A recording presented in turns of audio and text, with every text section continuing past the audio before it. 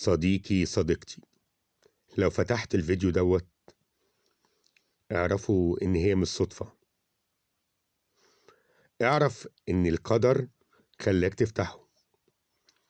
اسمعني للآخر، ممكن تلاقي كلامي مظبوط وممكن يفيدك بحاجة وممكن يريحك. انا مش هتكلم معاك كتير، لكن عارف ومتأكد جدا انك معنى ان انت فتحت فيديو زي دوت ان انت مريت بتجارب صعبة، مريت بحاجات كتير تكسر وتحطم وتهدم وتوجع وتألم. أنا عارف ومتأكد جدا إن في ظروف كتير مرت عليك خلتك تفتح الفيديو دوت. ولو الفيديو ده جه قدامك صدفة فاسمعه برضو، لأن أكيد دي مش صدفة، أكيد ربنا بعتهولك عشان تسمعه. لسه معايا؟ لو معايا هبدأ الفيديو. شوف يا صديقي، ما تزعلش أبدا إن أنت في يوم من الأيام كنت وفي وكنت بتحب الناس اللي حواليك وكنت بتتمنى لهم الخير وكنت بتتمنى كل شيء جميل ليهم، وكان بالنسبة لك الحب والفرح انك تكون فرحان بيهم وفرحان في وسطيهم. لكن للأسف الشديد اكتشفت ان الناس مش بتحب لك الخير زي ما انت بتحبه لهم. الناس مش بتقف معاك في وقت الشدة زي ما انت كنت بتقف معاهم. هل دي طبيعة البشر؟ اسمح لي اقول لك، بنسبة كبيرة جدا الناس مش بتحب بعض. طب ليه الناس مش بتحب بعض؟ ليه احنا محرومين من المدينة الفاضلة؟ ليه ما يبقاش كل الناس بتحب بعض ويبقى في حب وفي ود وفي مساعدة وفي خوف على بعض، وفي ان اللي محتاج حاجة يلاقي التاني يحاول يعملها له؟ ليه الناس بتوصل دايما ان هي بتكره بعض؟ والأصعب من ان هم يكرهوا بعض ان هم يمثلوا ان هم بيحبوا بعض، يمثلوا ويضحكوا في وشك وفي ظهرك يتكلموا. كم واحد مريت بيه كان بيبتسم في وشك ويقول لك ده انت صاحبي، انا ماليش غيرك، ده انت حبيبي، ده انت. ومجرد ما بتغير وشك او تدور وشك يقول فلان ده كذا كذا او فلانة دي كذا وكذا وكذا. كم واحد مريتوا بيهم كده؟ كم كانت تجربة قاسية عليك ومرة ومؤلمة انك تحس ان انت في لحظة الناس اللي متغطي بيهم سابوك من غير غطا ومشوا. عارف يعني ايه تبقى ماشي وقطع كل لبسك وخليك ماشي عريان مفيش اي حاجة حواليك؟ اسمح لي اقول لك يا صديقي، اسمحي لي اقول لك يا صديقتي، انتوا الغلطانين. ليه اتغطيتوا بناس هتعريكم؟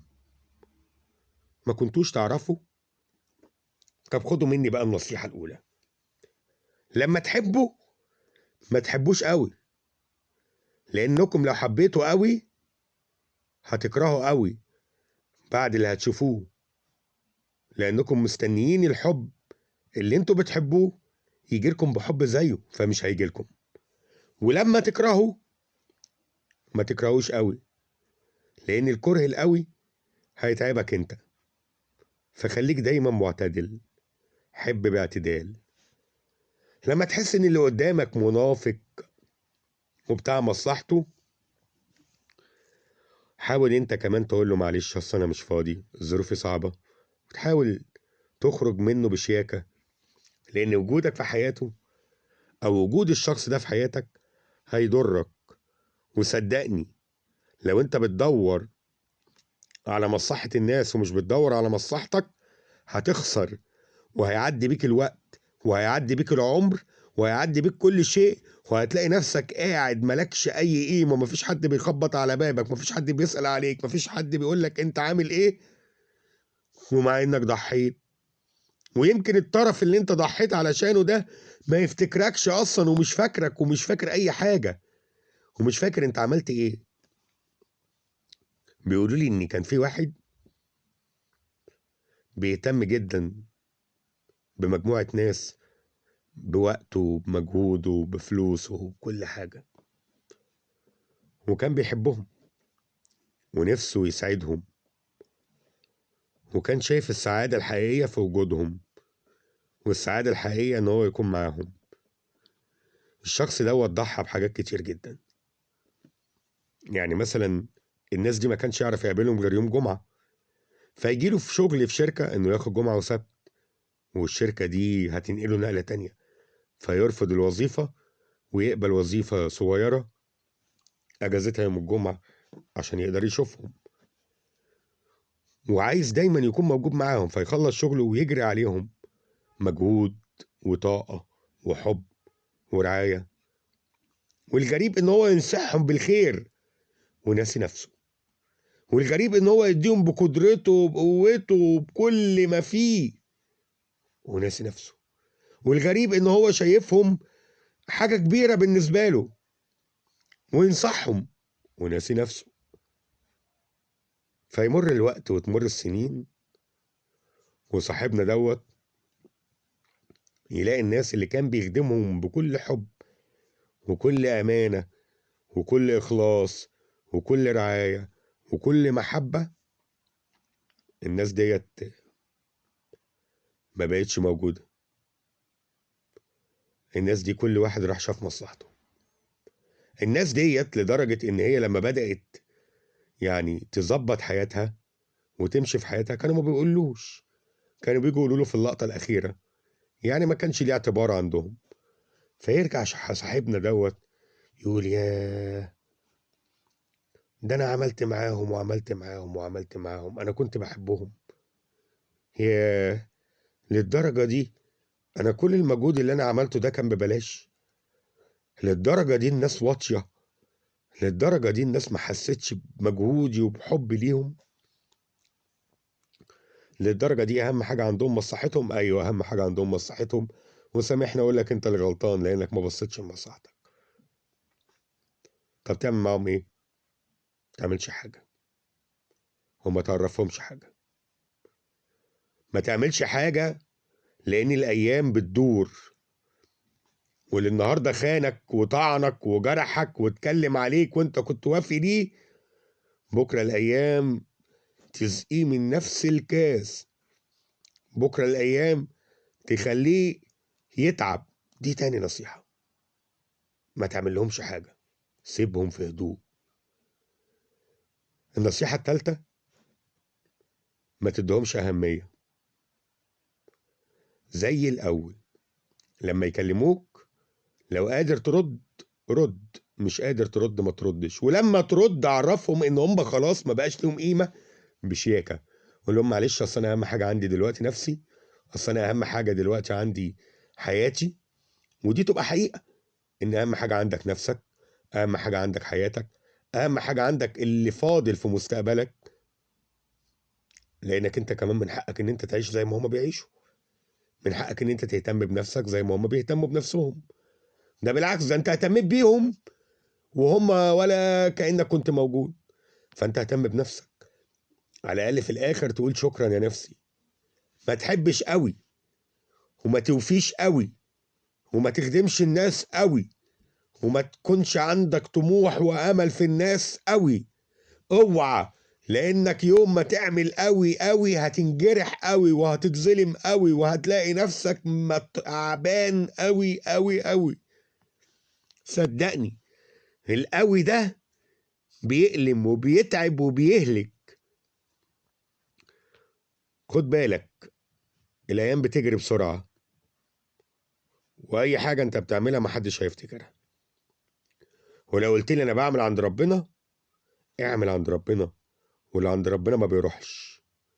بس وانت بتعمل عند ربنا برضو لنفسك حق عليك، لان ربنا هيسألك على نفسك، هيقول لك ليه عملت كل دول مع ده، مع الناس ونسيت نفسك؟ كنت انت فين من كل ده؟ انا كنت عايزك انت كمان تعيش حياتك، انت كنت عامل حساب لكل اللي حواليك. ما تزعلش يا صاحبي، ما تزعلش من الوجع، ما تزعلش من الألم. اوعى تزعل يا صاحبي، اوعى تزعل، لأن في أوقات كتير قوي الزعل بيكون أشد من التعب اللي انت تعبته علشانه. لو عملت خلاص، قول ده كان عند ربنا، واللي جاي انا هعمل لنفسي وهشوف ناس كويسة اساعدهم عند ربنا. لكن انتوا لا، لان صدقني صدقني صدقني، انا عارف انك طيب، وعارف انك عملت كده لانك ما كنتش هتقدر تعمل اي حاجة غير كده. لكن خد بالك من نفسك، الناس كلها غش، قرايبك اللي حواليك دول غشاشين، مش بيحبوك زي ما انت فاهم. خد بالك، انت مهما لما تقدم مفيش حد هيحس بيك، واللي بيقدم كتير بيكون بيتوجع قوي، لانه تبقى بيقدم بمشاعره وبعواطفه، بتبقى مشاعره اقل حاجه بتجرحها، وبيكون مستني حب ما بيلاقيش حب، بيكون مستني اي حد يطبطب على قلبه في وقت ضعف، او في وقت ضيق، او في وقت حزن، او في وقت الم، وما بيلاقيش حد يطبطب عليه، ما بيلاقيش حد يحس بيه. يا ويلك لو انت انسان عاطفي بتحب الناس قوي، يا ويلك لو انت انسان احساسك بيقودك، يا ويلك لو انت انسان بتقدر معنى الحب. لان لو احساسك بيقودك، احساسك هيدخلك في وسط شوق، والاحساس شيء رقيق ما بيتحملش. لو انت بتحب الناس قوي، الحب ده هيدخلك في جهنم، والحب ده شيء برضه رقيق ما يتحملش. خليك ناشف، مع ان الموضوع صعب،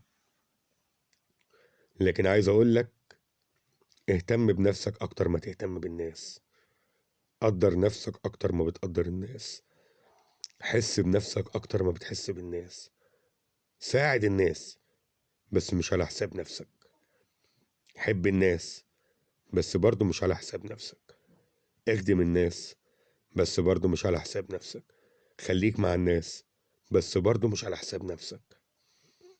اهم حاجة نفسك، وبعد كده اللي حواليك. صدقني الحياة دي كلها خدعة، كلها خدعة.